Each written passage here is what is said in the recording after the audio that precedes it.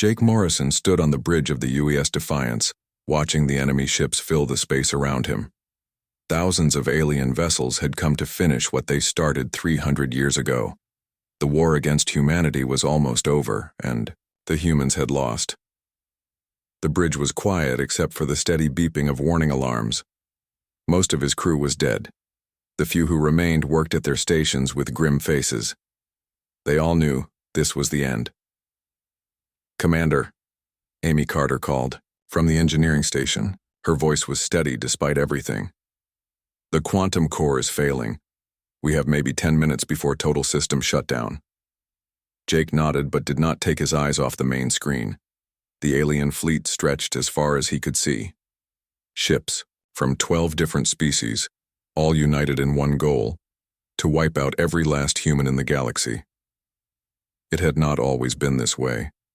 3 centuries ago, humans had been just another young species taking their first steps into space. They had been excited to meet other intelligent life. The galaxy had seemed full of possibilities, but the aliens had been afraid. Humans learned too fast, adapted too quickly, and asked too many questions. Within 50 years of first contact, humanity had advanced their technology by thousands of years. They had gone from simple spacecraft to quantum drives, from basics, computers to artificial intelligence, from chemical weapons to reality-bending devices. The Zephyrian Collective had been the first to declare humans a threat. Their blue-skinned leaders had convinced other species that humanity would eventually surpass them all. Fear had spread through the galaxy like a disease. One by one, alien civilizations had joined the fight against Earth and her colonies. "Sir," Lieutenant Danny Walsh spoke from the communications console. "They are demanding our surrender. Standard terms: immediate disarmament and exile to a quarantine world." Jake almost laughed. The aliens still thought they were being merciful. They did not understand that there were no humans left to exile.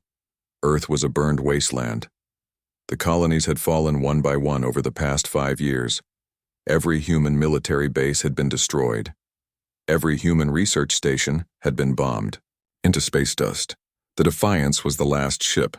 Jake and his crew of 43 were the last free humans in the universe. "Tell them we decline their generous offer," Jake said. Amy looked up from her station. "Commander, I have to ask, what is the plan here? We cannot fight that fleet. We have maybe 6 working weapons and a failing power core." Jake walked to the center of the bridge. Around him, his crew waited for answers. These people had followed him through hell for the past 2 years. They deserved to know the truth. "The plan is not to fight," he said. "The plan is to make sure we win." He could see the confusion on their faces. How could they win when they were about to die? Jake activated his personal console and entered a long code. Deep in the ship, systems that had been hidden even from his own crew began to wake up. The consciousness transfer array had been humanity's greatest secret. For the past 50 years, every human who died had their mind uploaded to a quantum network hidden in subspace. Scientists, soldiers, civilians, children, all of them were still there, waiting. The aliens thought death was the end. Humans had learned to make it a beginning. "You see," Jake explained to his crew, "we have been playing a longer game than they realize. Every human who has died in this war is still alive in a way they cannot imagine. Every mind, every memory, every bit of human knowledge and experience has been preserved in quantum storage matrices spread across space and time." Danny stared at him. "Are you saying that our people are not really dead?" "I am saying that death is about to become irrelevant," Jake replied. On the main screen, the alien fleet was moving closer. Their weapons were charging. In a few minutes, the Defiance would be destroyed and the last visible humans would be gone. The aliens would celebrate. They would build monuments to their victory. They would tell stories about how they saved the galaxy from the human threat. They had no idea what was coming. "Commander," Amy said, reading her instruments, "the quantum array is fully active. All stored consciousness patterns are responding. Sir, there are millions of them." Jake smiled for the first time in months. Every human who had died in the war was connected to the network. Every scientist who had fallen on research stations. every soldier who had died defending colonies, every civilian who had been killed in bombing raids. They were all there, and they were all angry. The aliens had made a critical error. They had assumed that destroying human bodies would end the human threat. But humans had always been more than just flesh and blood. They were ideas, dreams, determination, and rage. Those things could not be destroyed by bombs or bullets. "Activate the final protocol," Jake ordered. Around the bridge, his crew began the last procedures they would ever perform as living humans. But it would not be the last thing they ever did. In a few moments, they would join their dead comrades in a form of existence the aliens could not comprehend or fight. The enemy fleet opened fire. Beams of energy struck the Defiance from every direction. The ship's shields collapsed instantly. Hull plates began to melt and tear away. Atmosphere rushed out into space, but Jake was not afraid. As the bridge filled with fire and the ship broke apart around him, he felt the quantum transfer system take hold of his mind. His consciousness flowed into the hidden network where millions of other humans waited. The last free human ship exploded in a ball of light that could be seen from a dozen star systems. The aliens cheered. Their leaders made speeches about peace and safety. They had finally won their war against humanity. What they did not know was that the war had not ended. It had just moved to a battlefield where they could not follow. Subspace and quantum dimensions beyond their understanding, humanity was very much alive, and they were planning their return. The last human's revenge was about to begin. 50 years had passed since the last human ship exploded. The galaxy was at peace. Trade routes connected hundreds of worlds. Alien children grew up without knowing the fear their parents had lived with during the human war. On the Zephyrian, capital world, Prime Minister Vexton looked out at the crystal spires of his city. The blue-skinned leader was old enough to remember the war. He had been a young officer when the first human colonies were destroyed. Now he ruled over the most prosperous period in galactic history. The quarterly reports show record growth in all sectors, his aide informed him. Mining operations on former human worlds are exceeding expectations. The human technology we have reverse-engineered has advanced our civilization by decades. Vexthon nodded. The humans had been dangerous, but they had also been brilliant. Their abandoned research stations and military bases had provided enough advanced technology to benefit every species in the galaxy. In death, humanity had given their enemies the greatest gift imaginable. What Vexthon did not know was that someone was watching him. In the quantum dimensions between normal space, Dr. Lisa Brooks observed the alien leader through sensors that humanity had hidden throughout the galaxy decades ago. The monitoring network was vast and invisible, built into asteroids hidden in space stations and embedded in the quantum structure of reality itself. Lisa had been a xenobiologist before the war. She had studied alien life forms and dreamed of peaceful contact between species. The irony was not lost on her that she was now studying aliens in a very different way. Around her in the quantum space, millions of other human minds existed in a form that defied the understanding of living beings. They could think, communicate, and even affect the physical world in limited ways. But they were learning. Every day they discovered new abilities. "The mining operations on Earth are particularly offensive," said General Robert Hayes. He had been humanity's greatest military leader before his death in the Battle of Centauri. Now he was something else entirely. "They are using our homeworld as a source of rare metals. They built a statue celebrating our extinction in New York."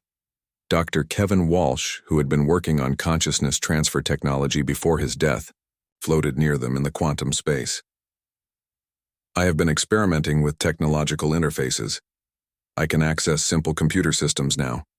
Given time, I believe we could learn to control much more complex machinery." Lisa turned her attention to the data streams flowing around them. Information from across the galaxy poured through the monitoring network. She could see alien ships moving between star systems, research stations studying human artifacts, and government meetings where leaders discussed how to divide up human territory. "They think we are truly gone," she said. "Look at this. The Rigelian, Senate is debating whether to allow tourism to former human worlds. They want to build vacation resorts where our cities used to stand. The rage that flowed through the quantum network was like a storm.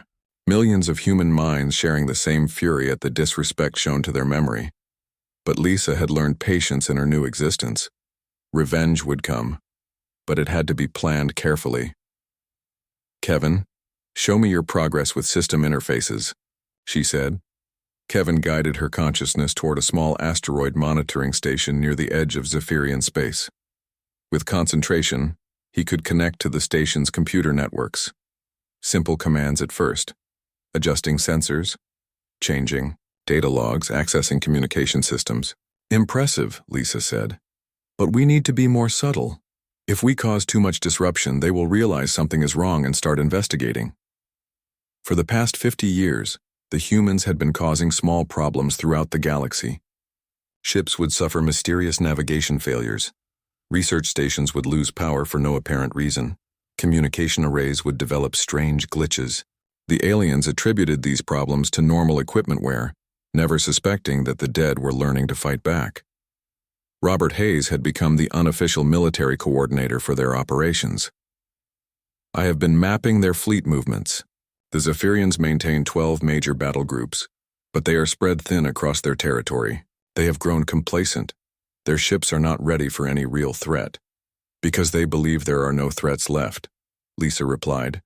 "They exterminated the only species they ever feared." Dr. Walsh had been working on something new. "Lisa, I want to show you something.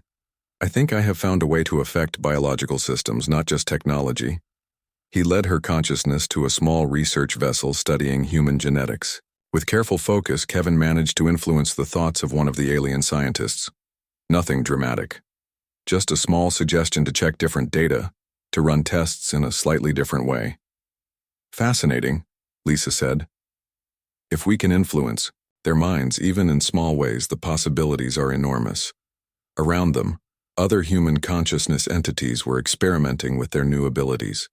Some focused on technology, learning to control increasingly complex systems. Others studied the quantum nature of their existence, pushing the boundaries of what was possible. Helen Murphy, who had been an engineer before her death, discovered she could manipulate matter at the molecular level. It required enormous concentration and could only affect small areas, but it was a beginning. "I changed the chemical composition of a metal sample in their lab," she reported. "Just a tiny amount, but it proves we can affect physical reality directly." The implications were staggering. If they could control technology, influence biological systems, and manipulate matter itself, then their apparent death had not made them weaker. It had made them gods. But they were patient gods. They had learned the value of careful planning during their war against the galaxy. This time, they would not make the same mistakes. Lisa turned her attention back to Prime Minister Vexthan, watching him through their hidden sensors. The alien leader was reviewing plans for a memorial museum dedicated to the human war. The museum would display human artifacts and tell the story of how the galaxy had saved itself from the human threat. "Let them build their monuments," Lisa said to her fellow humans. "Let them celebrate their victory. When we reveal ourselves, their shock will be complete." Strange events continued to occur throughout the galaxy. A cargo ship near Rigel lost power for 6 hours. A communication relay in the Centauri system transmitted gibberish for 3 days. A mining station on former human colony world suffered a series of equipment failures that shut down operations for a week. Each incident was small, easily explained, quickly forgotten. But they were tests. The dead humans were learning their capabilities and preparing for something larger. In the quantum space between dimensions, millions of human minds waited. They watched their enemies prosper on the graves of human civilization. They planned their return to a galaxy that thought it was finally safe. The aliens had no idea that death was just the beginning. Admiral Sam Rodriguez had been dead for 37 years. He remembered the moment clearly, his flagship exploding around him as Zephyrian missiles tore through the hull. He remembered the pain, the flash of light, and then awakening in the quantum network where millions of other human minds waited. Now he was attempting something that should have been impossible. In the depths of a Zephyrian research vessel studying human technology, Sam focused every bit of his consciousness on a single goal. He wanted to exist in physical reality again. The strain was enormous. Creating matter from pure thought required more energy than any human mind should possess. But Sam was not just one mind anymore. Through the quantum network, he drew power from thousands of other human consciousness entities. Their combined will bent the laws of physics. Light began to gather in the ship's main laboratory. The alien researchers looked up from their work, confused by the strange glow appearing near their equipment. The light solidified, took shape, became something recognizable. A human form stood before them. Tall, wearing the uniform of Earth's deep space fleet, with the bearing of a man who had commanded starships across the galaxy. Sam Rodriguez had returned to physical existence. The aliens screamed. Dr. Zektarn, the lead researcher, stumbled backward and fell over his equipment. His 3 assistants ran for the door, shouting warnings in their native language. Emergency alarms began blaring throughout the ship. Sam looked down at his hands. They appeared solid, real, but he could feel the quantum energy holding his form together. This was not true resurrection. It was something new, something that transcended the normal rules of life and death. "Hello," he said to the terrified researchers. "I believe you have been studying my people's technology. I thought I should introduce myself." Within minutes, the entire ship was in chaos. Security teams arrived with weapons drawn, but what could they shoot? Sam was not fully physical in any way they understood. Energy blasts passed through him when he chose to let them. Solid barriers meant nothing when he could shift between dimensions at will. The ship's captain, a veteran Zephyrian, officer named Veltar, arrived on the bridge as reports flooded in from throughout the vessel. "What do you mean a human is aboard? Humans are extinct." "Sir, the entire science team is in medical bay under sedation," his security chief reported. "They all claim they saw a human materialize in the laboratory. The medical scanners detect AOI, an unknown energy signature moving through the ship." Veltar had fought humans during the war. He knew they were clever and dangerous, but this was impossible. "Show me the laboratory recordings." The security footage was clear. Light had gathered from nowhere, formed into a human shape, and then spoken to the research team. The figure appeared solid but did not register on most sensors. It was there, but also somehow not there. "Get me a direct line to Zephyrian Command," Veltar ordered. "Emergency priority." Throughout the galaxy, similar reports began flooding in. A human had appeared on a mining station near former Earth. Another had been seen walking through the halls of a Rigelian government building. Human figures were materializing on ships, space stations, and planetary facilities. The galaxy's communication networks buzzed with impossible news. On the Centauri News Network, anchor Zara Khan struggled to make sense of the reports flooding her newsroom. "We are receiving unconfirmed reports of human apparitions throughout Zephyrian space," she announced to her audience. Officials stress that these reports have not been verified and humans have been extinct for 50 years. But the reports kept coming. Hundreds of sightings across dozens of star systems. Security footage showed human figures appearing and disappearing at will. Some spoke to witnesses before vanishing. Others simply observed before fading away like ghosts. In the quantum network, Lisa Brooks coordinated with Sam and dozens of other humans who had successfully manifested physical forms. "How long can you maintain materialization?" she asked. "About 20 minutes before the energy cost becomes too high," Sam replied. "But that is improving. Each time we do this, we learn more about controlling the process." Captain Eric Stone had been experimenting with a different approach. Instead of creating a physical form, he learned to possess existing technology.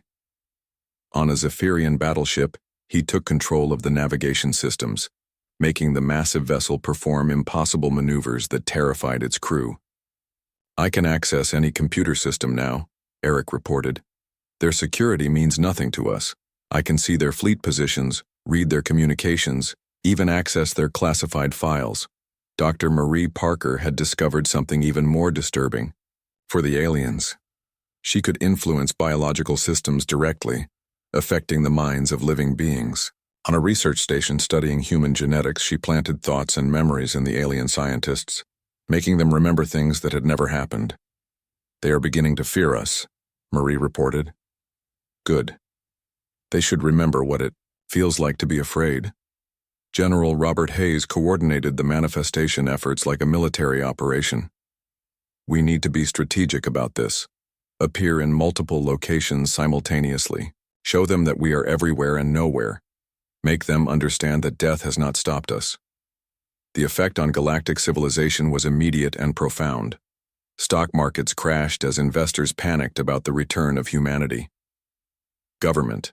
Meetings were called on every major world. Military forces were placed on high alert, though no one knew what they were supposed to fight. Prime Minister Vexthan called an emergency session of the Galactic Council.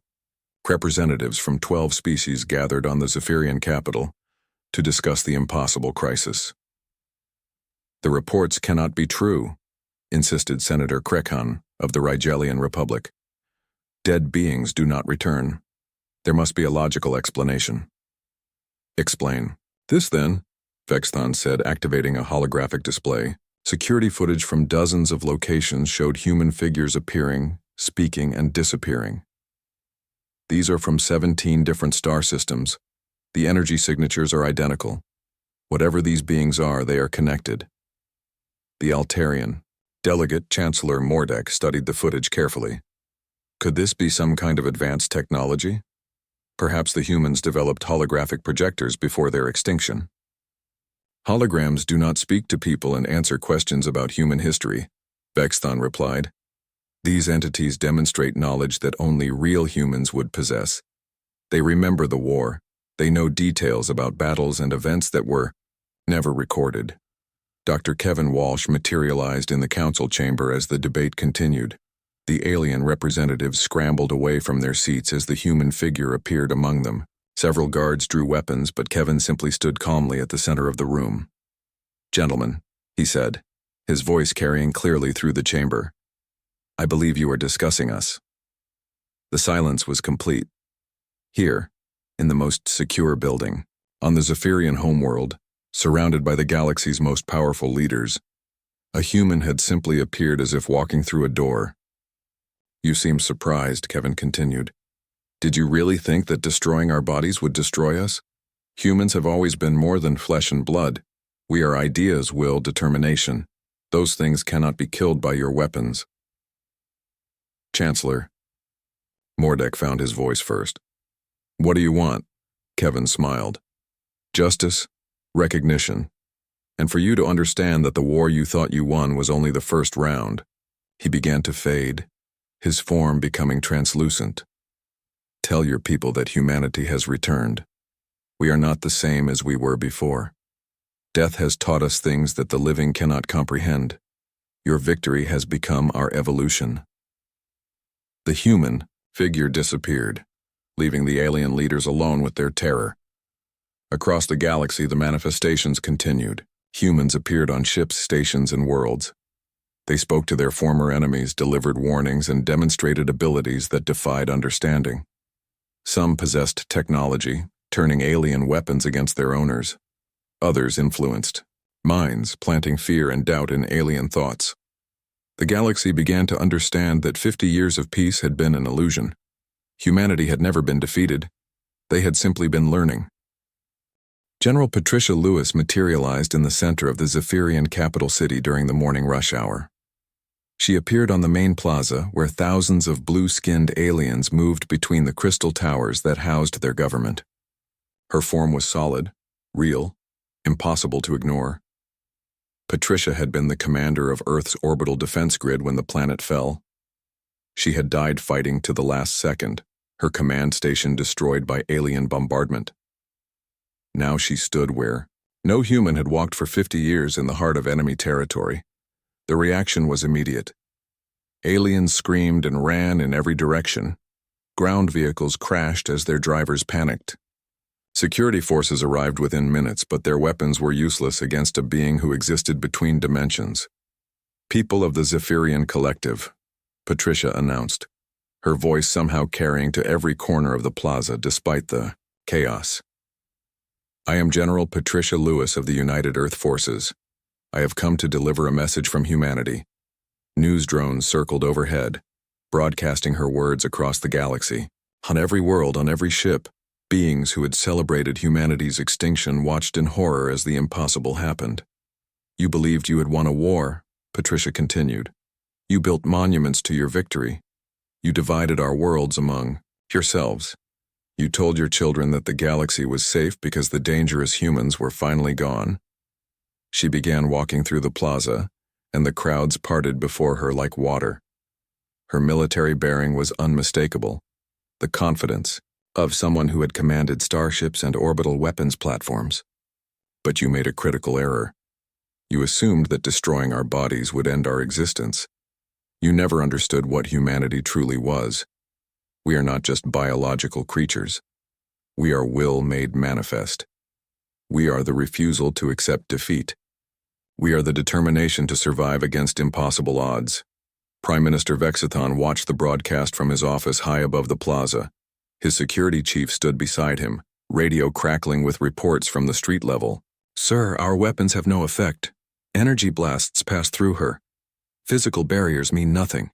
She moves as if our entire security apparatus does not exist." Vexathon stared at the human figure below. During the war, he had convinced himself that humans were just another species that could be defeated through superior firepower. Now he was beginning to understand how wrong he had been. 50 years ago, you made us an offer," Patricia announced to the watching galaxy. "Surrender and accept exile to quarantine worlds. We declined that offer then, and we decline it now. Instead, we offer you the same choice you gave us." She stopped walking and turned to face the largest government building in the city. Even from street level, her voice somehow reached every office, every corridor, every meeting room. "Surrender your control of human worlds. Withdraw your mining operations from our former colonies. Remove your monuments to our supposed defeat.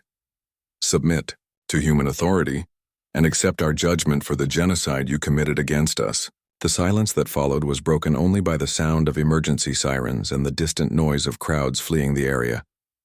"Or face the consequences of your refusal." Patricia began to fade from view, but her voice remained clear until the last moment. "You have 48 hours to begin compliance. We will be watching." The general disappeared, leaving the Zephyrian capital in chaos. But her manifestation was only the beginning. Across the galaxy, the human offensive began. On the Rigelian, Homeworld Commander Tony Gibson materialized aboard the flagship of their space fleet. He did not come alone. Dozens of human consciousness entities appeared throughout the massive warship simultaneously. "What is the meaning of this?" Admiral Kreshevar demanded as human figures filled his bridge. Tony smiled grimly. "We are taking your ship." The humans did not need to fight the crew. They simply took control of every system on the vessel. Navigation, weapons, life support, communications. Everything responded to human will instead of alien commands. Within minutes, the most powerful warship in the Rigelian fleet was under complete human control. "How is this possible?" Kreshevar asked, watching helplessly as his own weapon systems turned toward other ships in the fleet. "Death taught us things that the living cannot comprehend," Tony replied. "We exist in the spaces between your technology, in the quantum foundations of reality itself. Your computers are not separate from us. They are extensions of our consciousness." Similar scenes played out across the galaxy. Human entities appeared on alien ships and simply took control. They possessed navigation systems and sent fleets into chaotic maneuvers. They accessed weapon systems and forced ships to fire on their own allies. They controlled communication arrays and broadcast human messages to every world. Dr. Craig Wilson discovered the most disturbing capability of all. On a Zephyrian research station, he learned that human consciousness could inhabit biological forms, not just influence thoughts, but actually possess living beings. The alien scientists working on human genetic samples suddenly found themselves thinking human thoughts, experiencing human memories, feeling the rage and determination that had driven humanity through 3 centuries of war. They saw the galaxy through human eyes and understood for the first time what their species had really done. "You want to study human genetics?" Craig said through the mouth of Dr. Zolketh, the station's lead researcher. "Let me give you a more direct education." The possessed scientists began accessing classified files, downloading research data, and broadcasting everything to human entities throughout the quantum network. Decades of secret alien research into human technology and biology became available to the very beings it was meant to help defeat. But the psychological warfare was even more effective than the technological infiltration. Alien leaders found themselves experiencing the memories of human civilians killed in bombing raids. Military commanders relived the final moments of human soldiers who had died defending their homes. Government officials felt the despair of human families watching their worlds burn. Engineer Hannah Foster worked with a team of human entities to begin constructing something new. If they could control alien technology, they could also build their own. Deep in the asteroid fields where humans had once hidden research stations, new ships began to take shape. These vessels were unlike anything the galaxy had ever seen. Built specifically for consciousness-based beings, they existed partially in normal space and partially in quantum dimensions. They could appear and disappear at will, phase through solid matter, and strike from directions that 3-dimensional physics said were impossible. "The first prototype is complete," Hannah reported to the Human Command Network. "We can now build ships that bridge the gap between our quantum existence and physical reality." As news of humanity's capabilities spread, the Alien Confederation began to fracture. Some species attempted to negotiate, offering to return human worlds in exchange for mercy. Others doubled down on resistance, mobilizing their fleets for a war they did not understand how to fight. The Altarian Republic tried to destroy their captured human artifacts, believing that eliminating human technology would somehow stop the manifestations. They discovered that the artifacts were irrelevant. Human consciousness existed independently of any physical object. The Procyon Alliance attempted to develop quantum shielding that would block human entities from accessing their systems. They learned that humans had helped design the fundamental principles their shielding was based on, making their defenses worse than useless. The Centauri Federation tried to negotiate a peace treaty, offering to establish human memorial worlds, in exchange for an end to the manifestations. They received a simple reply from Dr. Lisa Brooks, who appeared in their Senate chamber during a closed session. "We do not want memorials," she said. "We want our worlds back, our dignity restored, and justice for the crimes committed against us. Memorial worlds are what you build for the dead. We are not dead. We are evolved." Prime Minister Vexthon called for an emergency meeting of the Galactic Council. As the alien leaders gathered, human figures began appearing throughout the council chamber. Not just one or two, but dozens. The dead humans filled every empty space, standing silently among their former enemies. "You wanted to discuss our terms?" General Robert Hayes asked, his form solid and imposing at the center of the room. "Very well. Let us discuss what humanity expects from the species that committed genocide against us." The aliens found themselves face to face with beings they had thought they had destroyed.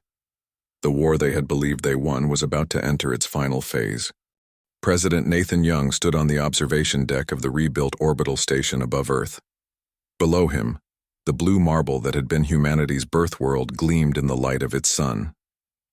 The continents were green again, the oceans clean, the atmosphere pure. It had taken 5 years of careful work by human consciousness entities to restore what alien weapons had destroyed. Nathan had been the last elected president of Earth before the extinction. He had died in his bunker beneath Geneva, as alien bombs turned the surface into molten glass.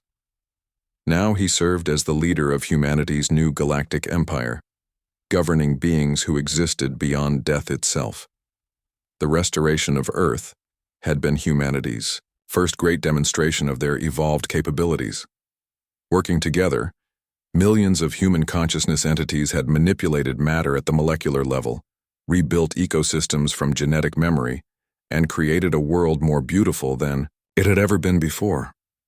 "The morning reports, Mr. President," said Secretary Julia Sanders, materializing beside him. She had been his aide in life and continued to serve in the same capacity after death had freed them both from biological limitations. Julia handed him a data pad that existed in both physical and quantum dimensions. The reports contained updates from across the galaxy, where the new order was taking shape under human guidance. "The Zephyrian Collective has completed withdrawal from all former human colonies," Julia reported.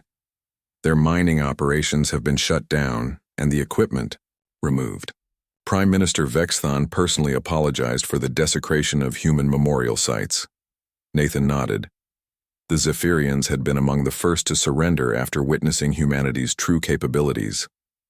Vexthon now served as humanity's liaison to his own people, helping to manage the transition to the new galactic order. What about the Rigelian Republic? Still resisting in some sectors, but their fleet effectiveness has dropped to nearly zero. Commander Gibson's possession tactics have made their ships unreliable. Most of their captains refuse to leave port because they cannot trust their own technology. Nathan smiled. Tony Gibson had perfected the art of inhabiting alien computer systems. Rigelian ships would obey human commands instead of their own crews. Weapons would fire at random targets, and navigation systems would send vessels to destinations chosen by human entities. The Altarian Republic? Complete surrender. Last week, they are requesting permission to begin construction of memorial museums dedicated to human history and culture. Chancellor Mordick wants to make a formal address apologizing for their role in the genocide. The transformation of galactic civilization had been swift once the alien species understood what they were truly facing. The beings they had thought they destroyed had returned as something far more powerful than any biological species could hope to become. Any word from the Outer Rim territories? Captain Davis reports successful contact with 3 previously unknown species. They have agreed to human protection in exchange for avoiding the fate of the core worlds. Michelle Davis commanded humanity's new exploration fleets, ships that existed partially in quantum space and could travel instantly between any points in the galaxy. Her mission was to extend human influence beyond the known worlds, finding new species and offering them a choice: accept human guidance or face the consequences that the inner worlds had learned to fear. Nathan walked to the center of the observation deck, where a quantum communication array allowed him to address the entire galaxy simultaneously. Today marked the 5th anniversary of humanity's return from extinction, and billions of beings across hundreds of worlds would hear his words. "Citizens of the galaxy," he began, his voice carrying instantly to every inhabited world. 5 years ago, you believed you had solved what you called the human problem. You had eliminated a species that you found dangerous and unpredictable. You celebrated your victory and divided our worlds among yourselves. On alien worlds, beings stopped their daily activities to listen. Human manifestations appeared in public spaces, translating Nathan's words into local languages and ensuring that every intelligent being heard the message. You discovered that death was not the end you believed it to be. Humanity had learned to transcend biological existence. We had become something that your weapons could not destroy, your barriers could not contain, and your fears could not eliminate. Nathan paused, allowing his words to resonate across the galaxy. Through the quantum network, he could sense the attention of millions of human consciousness entities, all watching this moment that marked their complete victory over those who had tried to destroy them. Today, the galaxy lives under human protection. The species that once sought to eliminate us now serve as caretakers of the worlds we once called home. You tend our memorial sites, preserve our history, and teach your children about the consequences of fearing what you do not understand. Lieutenant Rachel Stone materialized beside the president. She had been tasked with maintaining the memorial installations throughout human space, ensuring that the galaxy never forgot the lessons of the war. The memorial complex on former Earth is receiving over 1 million visitors per month, Rachel reported quietly. Alien species are bringing their children to learn about human culture and history. The educational programs are helping to prevent the kind of fear that led to the genocide. Nathan nodded approvingly. Education was crucial to preventing future conflicts. The galaxy needed to understand not just what humans had been, but what they had become. But we are not conquerors, Nathan continued his address. We are teachers. Death taught us patience, wisdom, and the true meaning of existence. We do not seek to rule through fear, but to guide through understanding. Dr. Benjamin Clark had established research programs to study the possibility of bringing other species into consciousness transcendence. His preliminary findings suggested that biological death was not the only path to quantum existence, but the process required careful preparation and a deep understanding of consciousness itself. Selected individuals from allied species have been invited to join our research programs, Benjamin reported during the morning briefing.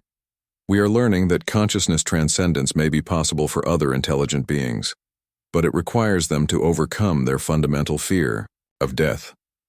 The offer of transcendence had become humanity's ultimate diplomatic tool.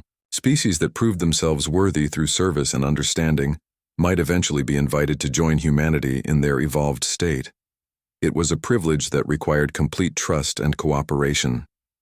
However, Nathan's voice carried a warning, tone that every being in the galaxy understood. The galaxy must never forget what happens to those who threaten humanity or our allies. The Catherian Empire learned this lesson too late. The Catherians had been the last species to resist human authority. They had attempted to develop weapons specifically designed to disrupt quantum consciousness, believing they could find a way to truly kill the evolved humans. The response had been swift and absolute. Human entities had possessed every Catherian ship, station, and facility simultaneously. The entire species had experienced shared consciousness, feeling the memories and emotions of every human who had died in the original genocide. The psychological impact had broken their resistance completely within hours. The Catherians now serve as guardians of our most sacred sites, Nathan announced. Their entire civilization has been dedicated to preserving human memory and preventing the mistakes of the past. Captain Eric Stone commanded the security forces that monitored the galaxy for threats to the New Order. His quantum-enhanced ships could appear anywhere instantly, and his crews of evolved humans could neutralize any threat before it fully developed. No significant resistance movements detected this quarter, Eric reported. A few isolated groups still dream of returning to the old ways, but they lack the technology or organization to pose any real threat. Nathan concluded his address with words that had become the unofficial motto of the new galactic order. Death was not our ending, it was our beginning. The universe belongs to those who refuse to accept defeat, who transcend the limitations of flesh, and who remember that consciousness is the only true reality.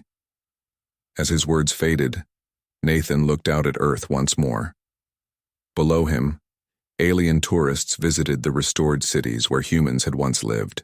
They learned about human culture, studied human achievements, and came to understand why their ancestors had been so afraid. The memorial wall in orbit contained the name of every human who had died in the genocide, but they were not truly memorials to the dead.